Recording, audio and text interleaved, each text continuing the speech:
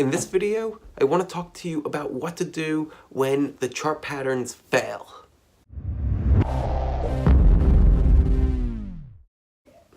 So not every chart pattern is going to work. In fact, probably about 40% of patterns work, right? So that means that there's roughly 60% of patterns that are going to end up breaking out, rolling over, and failing and falling right on our faces.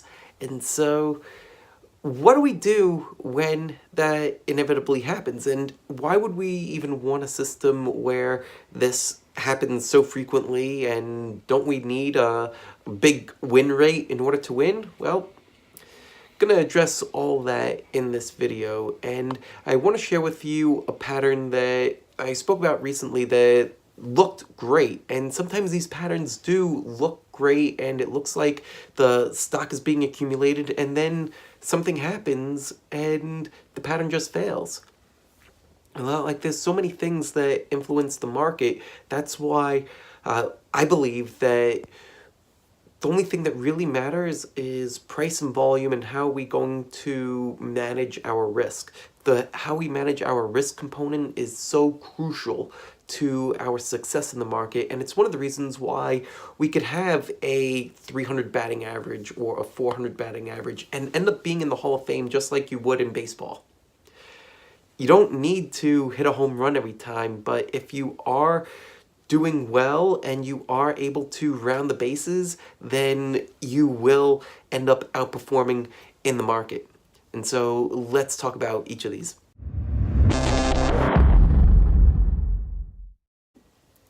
Here's a current chart of Twitter. We have both a daily chart up top and then a weekly chart down below. And you probably saw a recent video that I did explaining how pennants work, and that I thought that this was actually a pretty good one. And I still think that this pattern, even though it didn't work, it had the elements of what we look for in a strong pennant formation. And let's just review that again. So we have this pole here, and we have accumulation throughout the base of this pennant.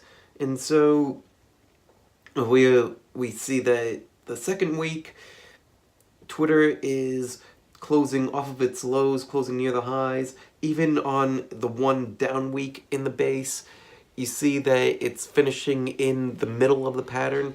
And so everything about this particular base is showing that Twitter is being accumulated. And so the way that we would have gotten in on this trade, and the way that we did try to get in on it the first time, was buying it on a breakout above here, right? So that's right over here. We got in on this day, and we got in right at around 34.40 on this day here. This is March 5th.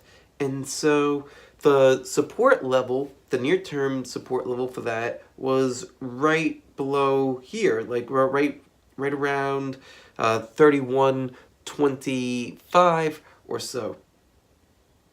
Now, yesterday, right, today is the 21st, so yesterday was the 20th. So on the 20th, Twitter broke down hard, took out that support level. And so good patterns can fail. It's all about how are we going to manage risk, and where are we going to place our stops. On this particular trade, I had my stop placed over here, right? Had the stop been placed down below over here, below the low of the gap up 29.71, it wouldn't have been tripped. And so, well, we could try to argue, well, where should our stops be? And I think that where we place our stop, where we're going to exit if we are wrong, is even more crucial than where we enter. Yes, where we're going to enter is important, but where we're going to exit is just as important, because it's going to be the part that keeps us in the trade, and it's also going to be the part that helps us figure out, well, how many shares should we buy? If we are buying at 34.40 and we're exiting at 31.26, then that's going to allow us to buy a few more shares than if we had our stop down at 29.71. Let me just open up the Chart Your Trade position size calculator and you'll see what I mean. And let's just say that we have a very simple $10,000 account. Let's say that we want to risk 1% of our account. And so we wanted to enter at 34.40, I believe we said. 34.40, and the stop would have been at 31.25. So let's compute. So we're already risking 9% on that particular trade. So if we go even lower and we put our stop down at the 29.71 mark, 29.70, now we're risking 13.5%. So you could see how having wider entries and exits forces us to buy less shares if we want to keep our amount of risk constant. What we're trying to risk here is we want to risk 1% of our portfolio on this particular trade, and so on a $10,000 account, that's going to mean that we're going to risk $100.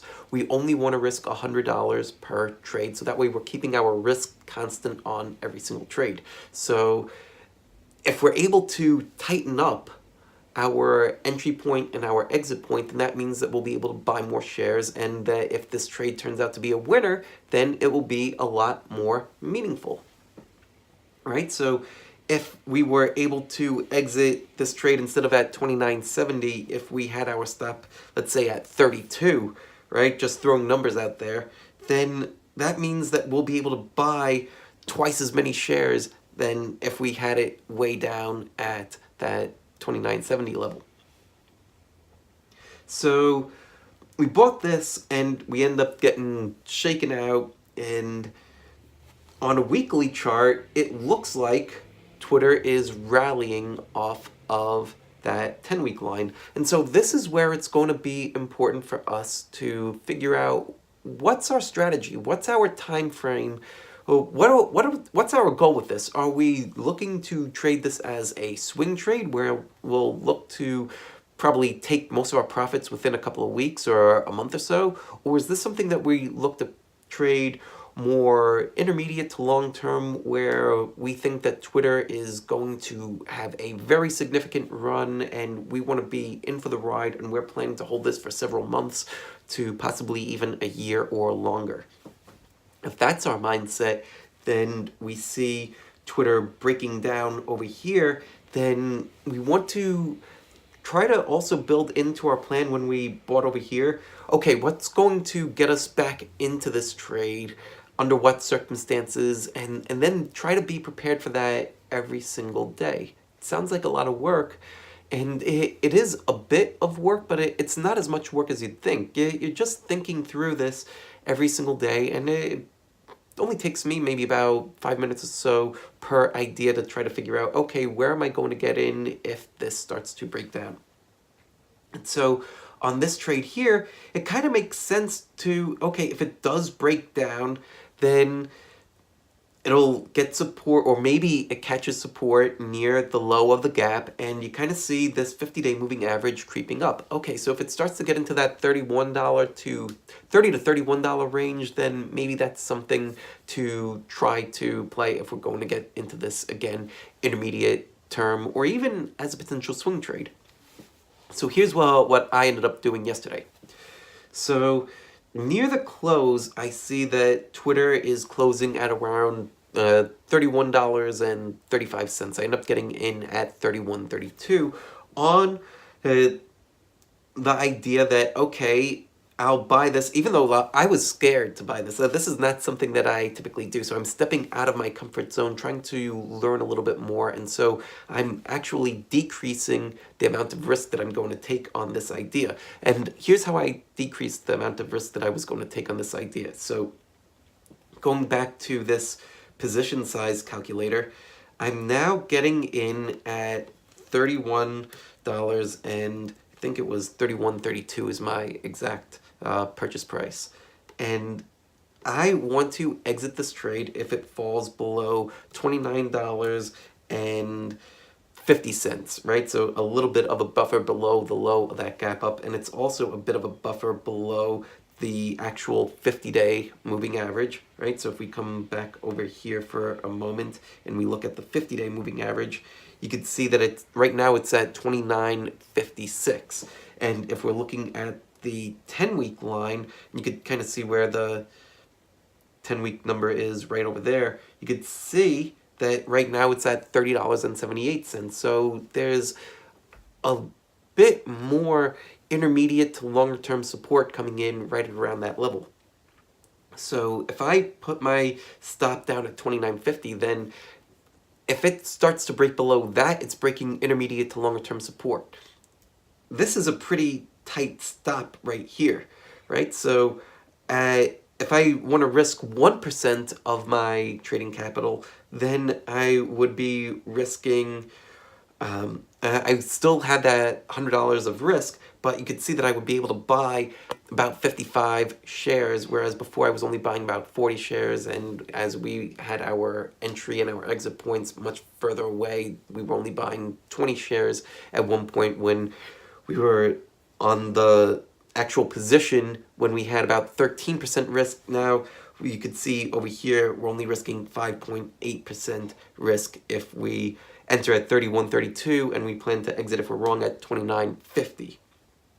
Right? So seeing a move like this is scary, and it's not something that I typically do. So what I did, I didn't want to risk a full 1%. I didn't even want to risk 0.5%. So what I ended up doing was risking about, what did I risk? I risked about 0.4% on this trade. And so